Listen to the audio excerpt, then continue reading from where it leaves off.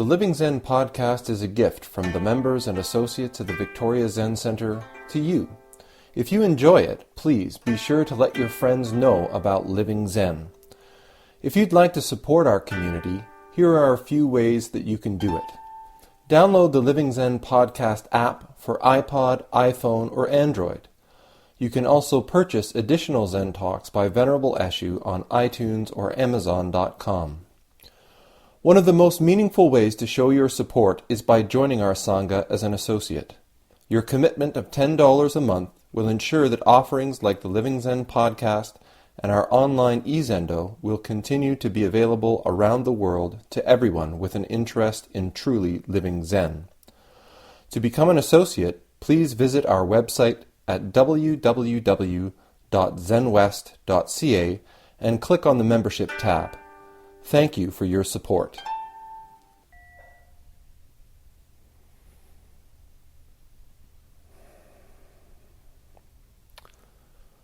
Today is December 6th, and this is the first time in 6 years that the members of the Victoria Zen Centre have not been closed this Tuesday because of our Rohatsu retreat. So in Zen Buddhism, this time of year is particularly important, as it is the time of year when we commemorate or acknowledge the awakening of the historical Buddha on the 8th of December. So we usually commemorate this by sitting for a number of days, doing a lot of Zen meditation. I wanted to tell a little bit of the story, so I hope you'll permit me the indulgence of not the usual spiel on a Tuesday night, but I'm just going to talk about the story because I think that there's a lot to be learned in the story of the historical Buddha and his practice. If you're a person that has come out to the Victoria Zen Centre's Buddha's birthday ceremony, then certainly you've heard the first part of the story of the Buddha's birth. And as he grew up, the son of the king, the son of a leader, with the expectation that upon reaching adulthood, he too would become a leader. But also there was this prophecy about him that either he was going to become the greatest king, Chakravadin, a wheel-turning king, or he was going to leave home. He was going to leave the world behind and become a teacher of men and gods, a Buddha, an awakened one. This is the prophecy, supposedly. So it said that eventually he did leave home. He left the kingdom behind. There's lots of juicy bits that I have to skip over because this is only a 15-minute talk. So necessarily, if I want to get to his awakening, I have to leave some pieces out. The Buddha, Shakyamuni, or at this point he was called Siddhartha, was concerned with this problem of suffering. And in truth, the main reason that he left home, the main reason that he turned down this opportunity, this responsibility of becoming king, was that he felt that with all of his study, with all of his energy, with all of his applied will to his life, he could not do anything about this experience that he had, or this cyclical habit pattern that he perceived that was suffering. And he felt that if I cannot do so much as clarify, as liberate myself from my own experience of suffering, then what possible use will I be as a leader? If I can't alleviate my own difficulty, how can I possibly be expected to alleviate the difficulties of others as their leader. Maybe our current leaders should investigate this question. Maybe we wouldn't have so many problems in the world today. But that much aside, Siddhartha left. And he found himself wandering in a world as a mendicant monk. Mendicant meaning that he just had the robe on his back and he would travel around begging for food. Now it's said that while he was wandering, he practiced with two significant teachers of the day. Alara Kalama and Udaka Ramaputta were their names. Famous for their teaching, famous for the size of their communities, famous and very well respected for their wisdom. And it's said that in both of these communities, Siddhartha excelled.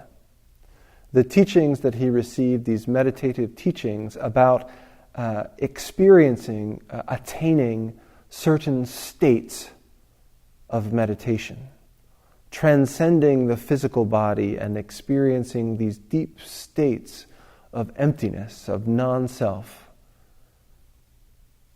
And Siddhartha was able to master these states very quickly, so much so that in the case of each of these great teachers, they offered him succession. They offered him the leadership of the community. How wonderful that in such a short time, such a young man, he left home at the age of 29, even younger. How wonderful that you can realize this, the fruits of a lifetime of work. And in each situation, Siddhartha declined. And he said that while these states are wonderful, while these states offer some freedom from the difficulties of the physical body, as all things that I have come to experience, they end. Sooner or later, I return to my body and the suffering begins. As to the leadership of the community, I'm very grateful for the offer, but I have not left home to become the leader of a community. I have left home to liberate myself from suffering. Quite so, if it was leadership that he wanted, why, he could have had that without leaving home. And this is the same story repeats with the second teacher. Siddhartha had experienced great luxury. I shouldn't say he had experienced great luxury. Not like we know luxury today. Often he's called the son of a king, but not a king like we know today. His father's palace, quote unquote, was probably made of mud. So while he enjoyed privileges that the common people did not, we have to take this in its historical context. But certainly he had an abundance of food. Certainly he had an abundance of wealth. Certainly he had an abundance of comfort that he left behind. So having left these two teachers and these two large communities, Siddhartha took up with a group of 5 ascetics in the mountains. Now these 5 ascetics, part of the tradition in this ascetic practice is that liberation from suffering comes through the development, the cultivation of a will which cannot be brought to suffer. So these individuals practice in such a way as to forge themselves into unrelenting steel. So they engage in all kinds of practices. And to this day, these types of ascetics can be found in India.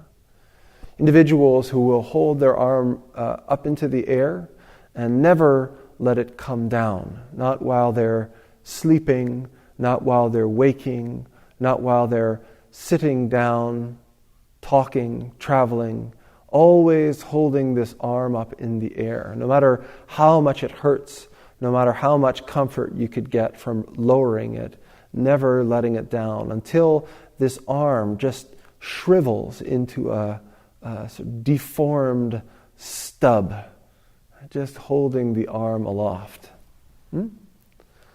Some would sleep on nails or hang upside down. Siddhartha's individual practice was apparently the restraint on food.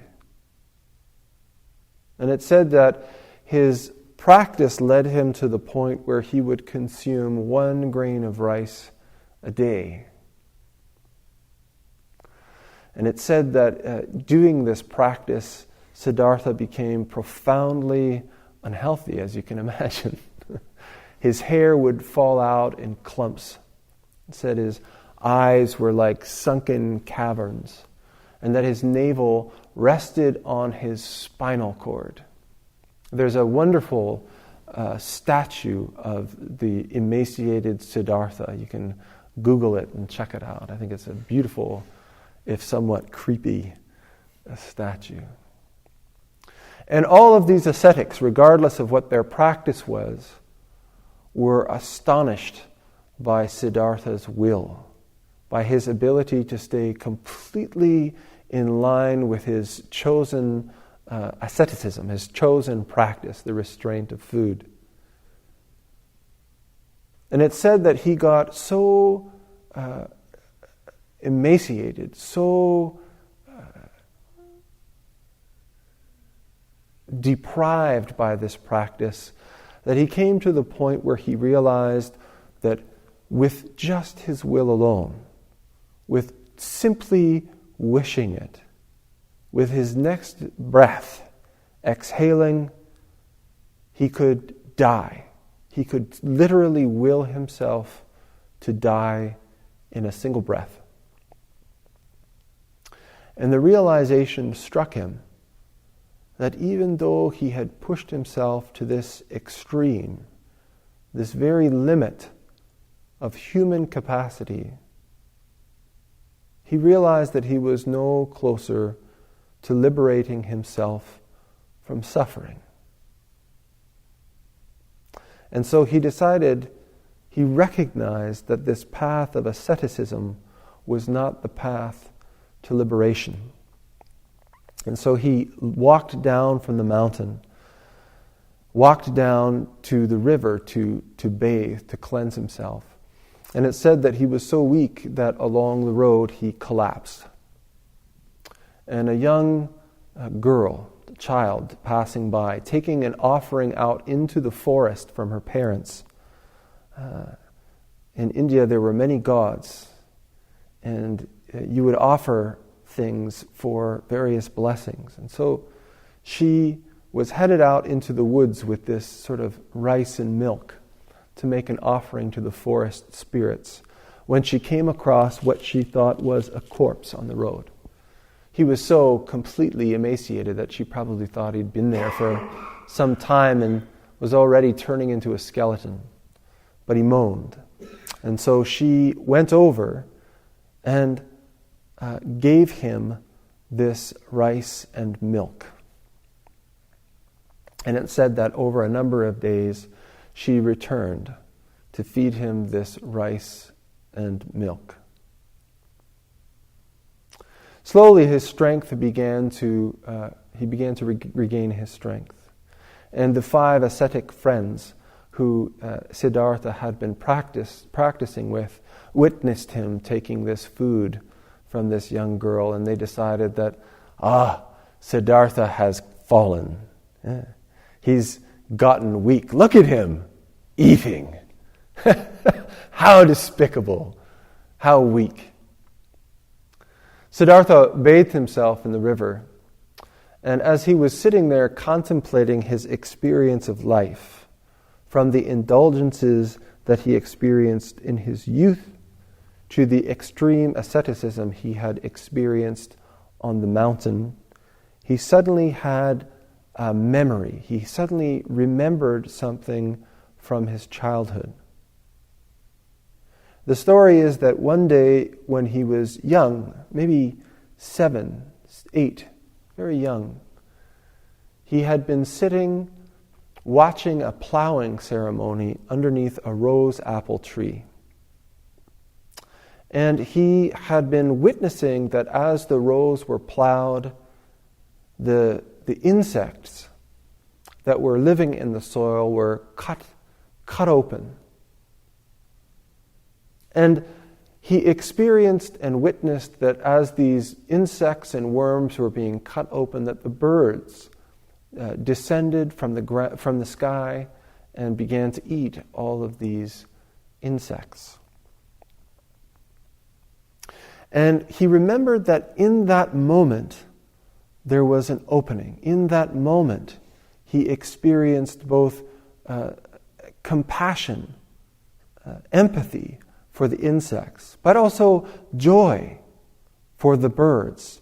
But the recognition that that transaction, that interaction, was the experience, was the cycle, was the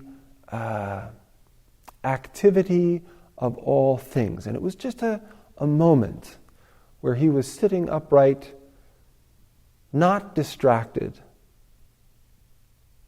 paying attention to his breath. And he thought, maybe it's not about indulgence. Maybe it's not about this asceticism. But maybe there is this way in between the two of them. Maybe there is a middle way. This is where this term comes from, the middle way. And so he thought, if I don't practice indulgence in the sensory inputs, and I don't indulge in this kind of harsh asceticism, what happens then? What happens if I bring my body and mind into equilibrium, into a place of peaceful balance, and I just pay attention to what's happening right now? So he took up a seat under a Bodhi tree. And it said that he committed to stay in that place. He committed to practice this way until he realized the truth, until he awoke, until he realized liberation from suffering. And in the Zen tradition, we say that he sat there for 7 days. This is the basis of why we sit in the Zen tradition for 7-day sesshin. And it said that on the morning of the 8th day, after, again, a whole bunch of details that I'll tell you some other time, the Buddha witnessed the rising of the morning star. And in a single moment had a profound realization. It said that his expression, what came out of him at that moment, is that he said, wonder of wonders. Fundamentally, we are all already awake, but we don't realize it.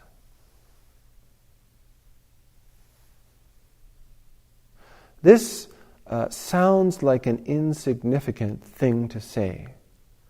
Already we're all awake, but we don't realize it.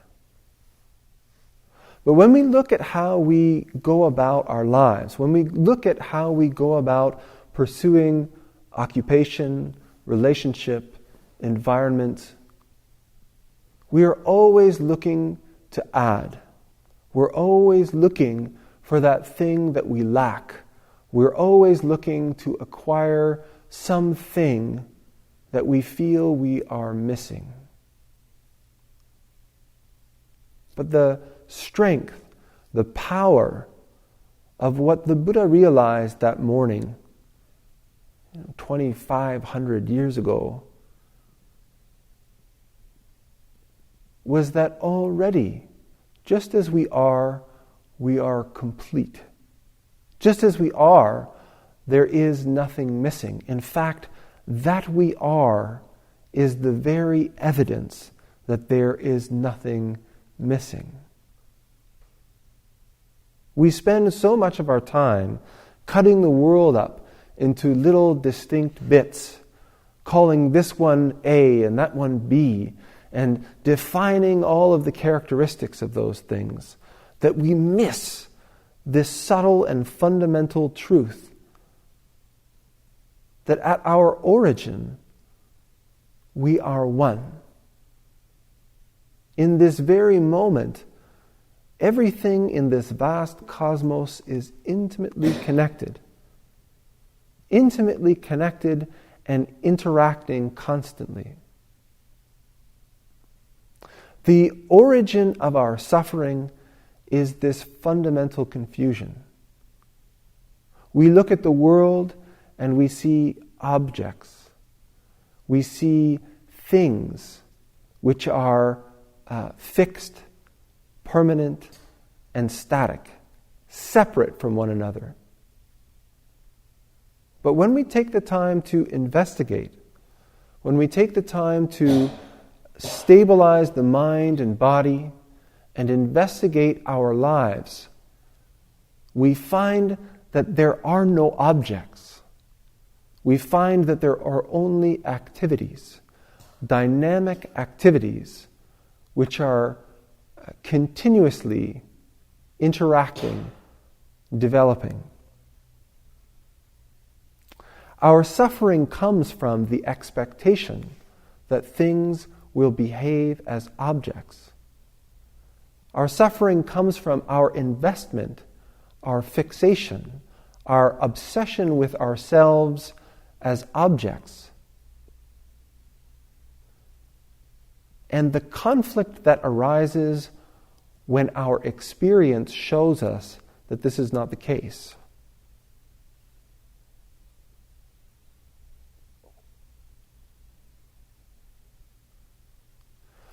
This practice that we do, that we're engaged in, this practice that we engage in for long retreats, investigating this activity of life, investigating our relationships with the world around us, arises from this single, simple realization 2,500 years ago.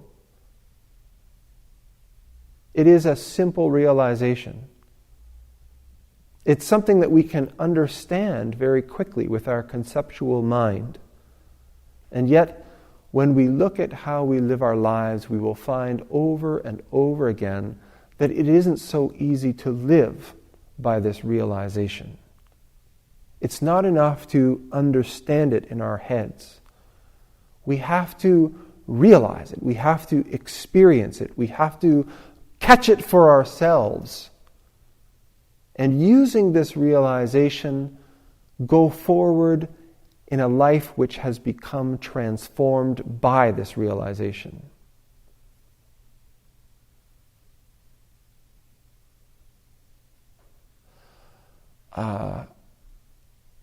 So, happy Rohatsu. Thank you all for coming and sitting together with us here. It's a wonderful thing to be blessed with company.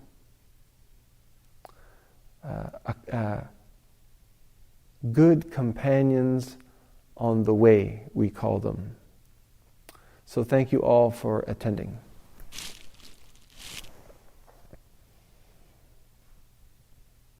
Thanks for listening to the Living Zen podcast. If you follow Living Zen through iTunes, I would very much appreciate it if you would take a moment to let me know what you think about it by rating or reviewing the podcast, so that new listeners can also hear what you have to say. Thank you for your time and for your support.